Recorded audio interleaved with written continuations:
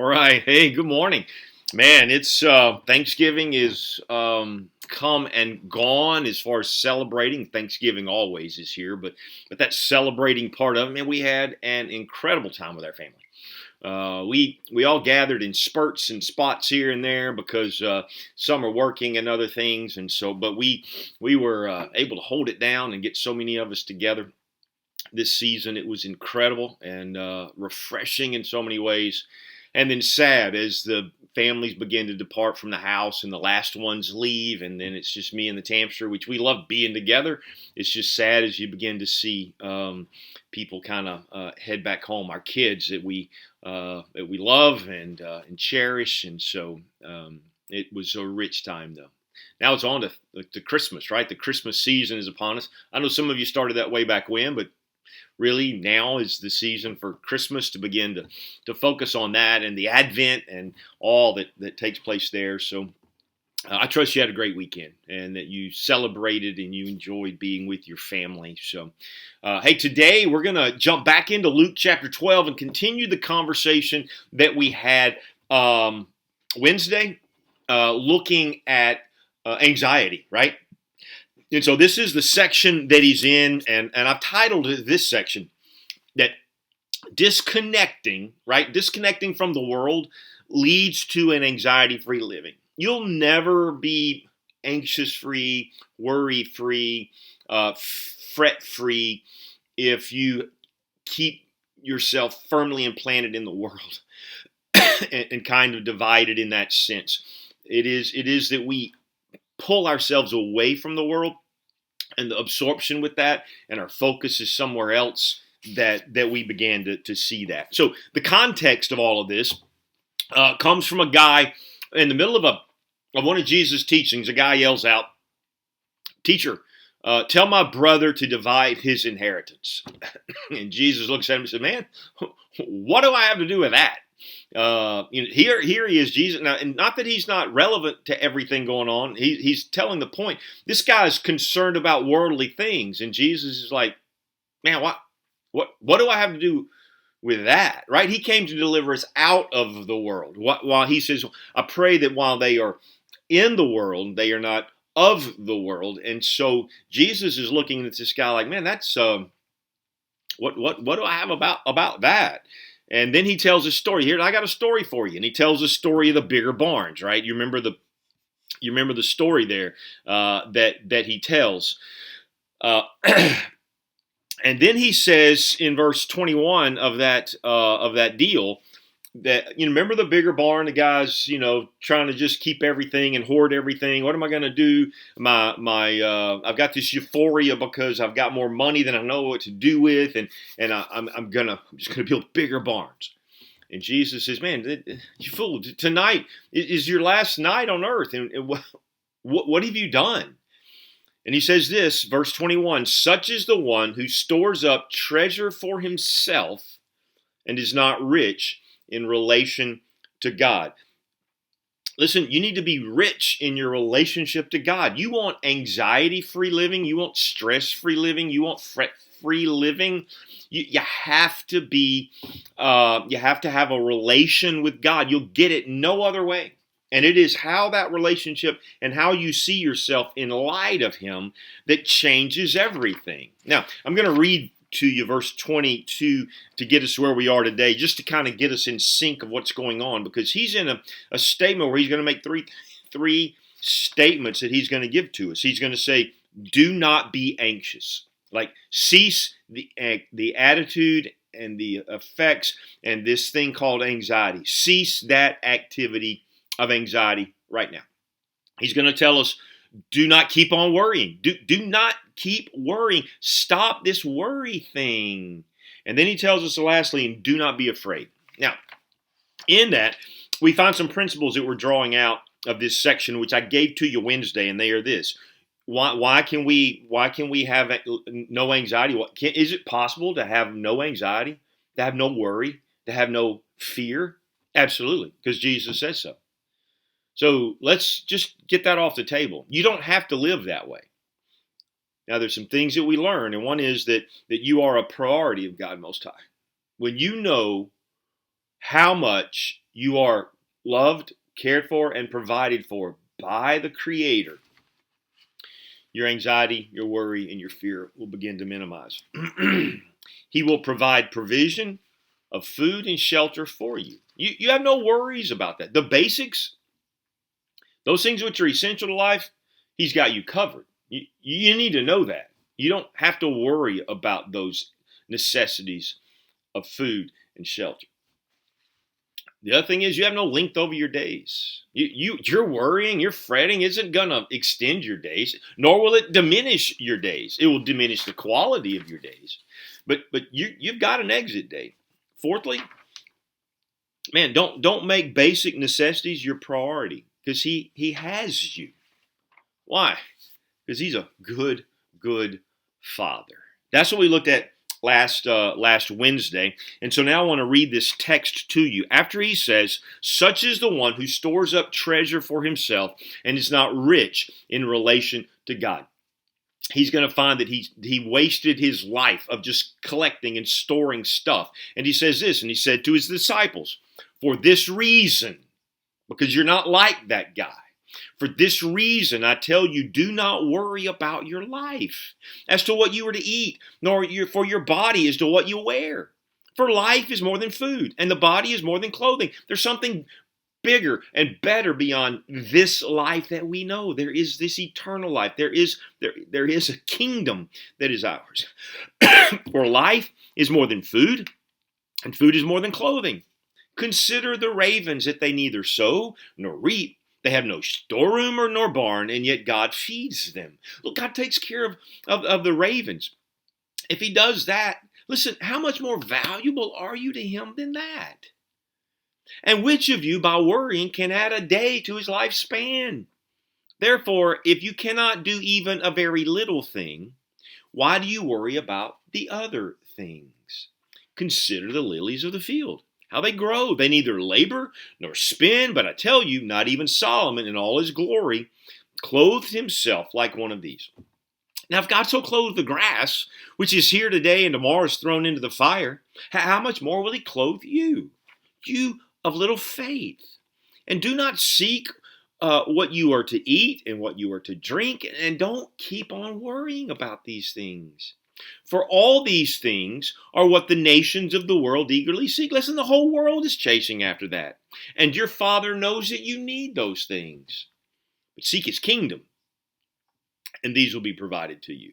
Do not be afraid, little flock, because your Father has chosen to give you the kingdom. Now, let's just kind of look at this real quickly before we jump into the verses where we're going to go today. The more saturated we are in this world, the harder this is to live anxiety-free. The more you just get all up in this world, when you make politics your thing, when you make all of these issues your thing, right? And you just get saturated with those things. You're going to be anxious. You're going to be like Peter when he's walking on the water, looking at Jesus and focused on that and knowing the relationship there, and then begins to look at the clouds and the waves and the lightning and the darkness as he's walking on water, and he begins to sink. Listen, if your hope is in your resources, Peter, when he was walking on water, his hope wasn't in the water being some sort of a solid issue or not. He wasn't focused on that. He just was focused on Jesus. Jesus said he could walk, so he walked.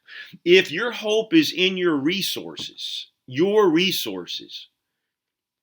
to struggle because your resources are insufficient. That was the bigger barn guy. I don't know, but I may need this in the future, so I'm going to build bigger barns. And he's like, you don't even know that you don't have a future.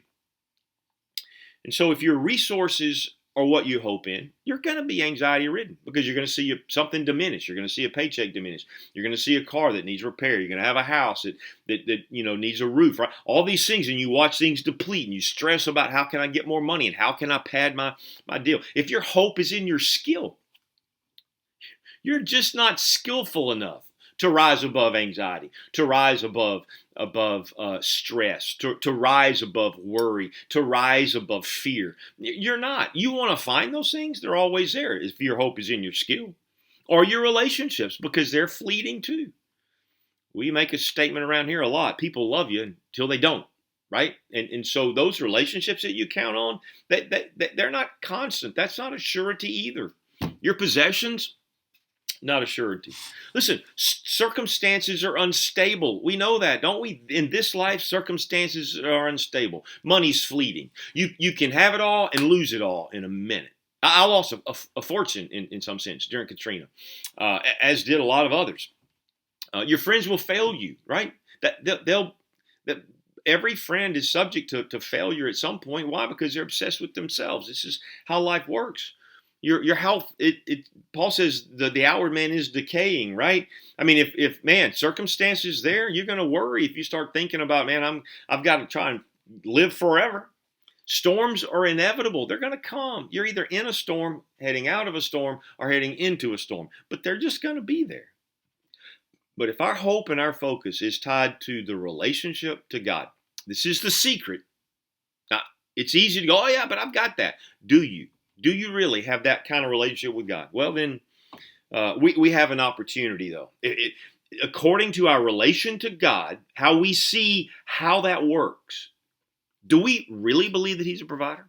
Do we really believe that He's graceful, that He's forgiving, that He's at peace with us? Do we believe those things? Do we believe that He's for us and not against us? That we are more than conquerors through Him who loved us? Do we know those things? Do we believe those things? Right? This is what is essential that you and me look at. If my hope is tied to God, if there's a statement, man, God gave me years ago, and I find myself saying it almost all the time. If God don't help ain't coming.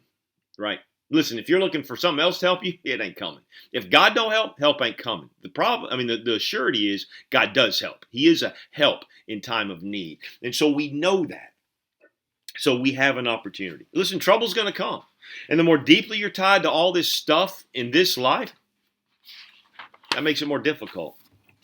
There's a song, I think Stephen Curtis Chapman sang it years ago. I will hold loosely to the things that are fleeting, right? That's a great line in a song that just reminds me that I should hold loosely to the things of this world because they don't last forever. My sister-in-law lost her mother last week, Thanksgiving Day. She passed away gently in her sleep. A woman of good health, really. Man, it's fleeting, right? It's just a reminder that life is fleeting, here today and gone tomorrow, right? And so we just need to hold loosely to the things of this world because we don't get to take them with us, right? It's just stuff. He says this in verse 30. For all these things are what the nations of the world eagerly seek. Right? So the nations chase after these things because they're orphans. They're runaways. They're prodigals. We have an earthly father. This is what he says. And your father knows you need these things. Hear that again in verse 30. For all these things are what the nations of the world eagerly seek. And your father knows you need these things, right? Well, so the world is out there fretting. Why? Well, because they're orphans. They are the creation of God, but they are not the children of God. And so they're like orphans. They're like prodigals. Remember the prodigal son eating slop when his dad, his father, had all the wealth that he needed, right? He squandered it. The father still had more to give, right? They're runaways. And so he says, but listen, but you and me aren't orphans. We're not runaways. We have a father. He meets our needs. He knows our needs. He knows our name. He knows our needs. This is who he is. There are three phases of God's kingdom. And this is what he says, right? Verse 31. But seek his kingdom, and these things will be provided to you. When you start seeking the kingdom, what does that mean? Spiritually, there's a spiritual kingdom, right? Right now, we are in a kingdom. It's a spiritual kingdom. The world doesn't see it.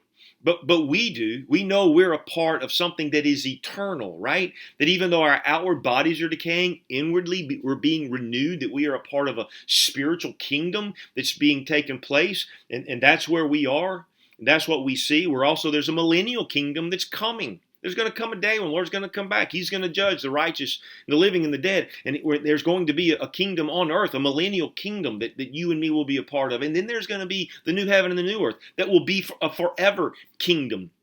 And these are the things that are going. And he has given this to you. The kingdom is yours. The kingdom is mine. I am in it and of it, right? I have all the resources of the kingdom are at my disposal. All of it. Not some of it. My God shall supply all my needs according to his riches in glory. You could translate that according to his riches in heaven, right? In the kingdom. And so you and me, though I don't have enough possessions to meet the days to come, he does. I don't have to worry. Though my body is decaying, he's prepared to give me an incorruptible body. So you understand this? I don't have to worry about anything. I don't have to be anxious about anything. The Lord knows everything that's going to play out, right? He does. He knows it all. And so we rest in that. Listen, everything that's happening in our life is like a rerun for him.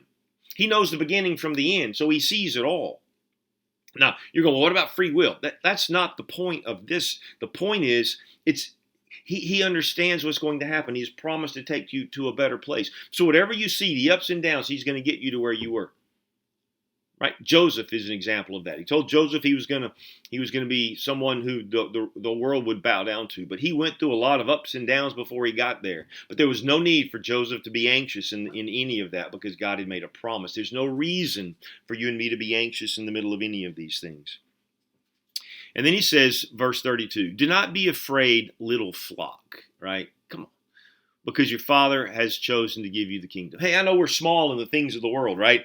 That we're nobodies in this world of big bad wolves. But we're all right. Why? Because he has chosen to give you the kingdom. Entrance to the kingdom is a heart thing, right?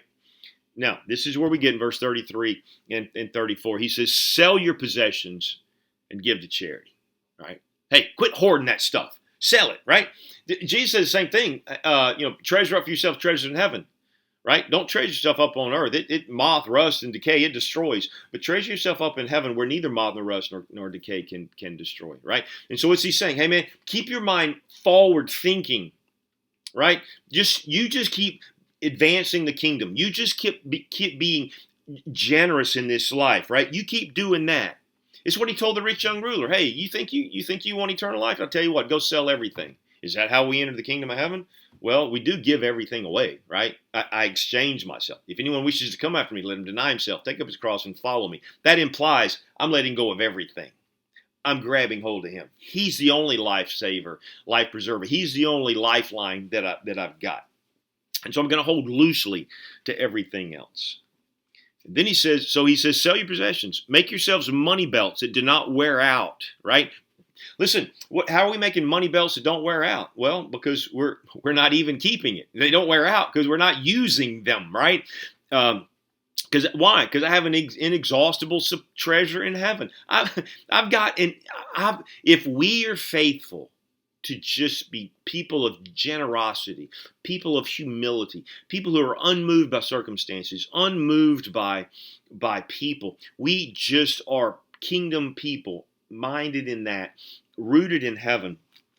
Then we have it made. He says this, where no thief comes near nor does moth destroy. Listen, I don't have any worry because my life, nobody can take it away, right? I've got every need I have. It doesn't matter what it is.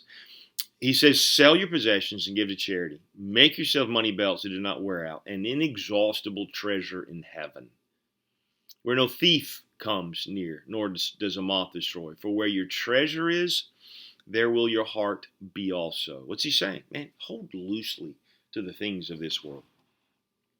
And we had a ball game this past weekend called the Iron Bowl down here in Alabama. And so you have two teams, Auburn and Alabama, and it's a dog fight every year, and both teams are passionate. There's really nothing quite like that Iron Bowl.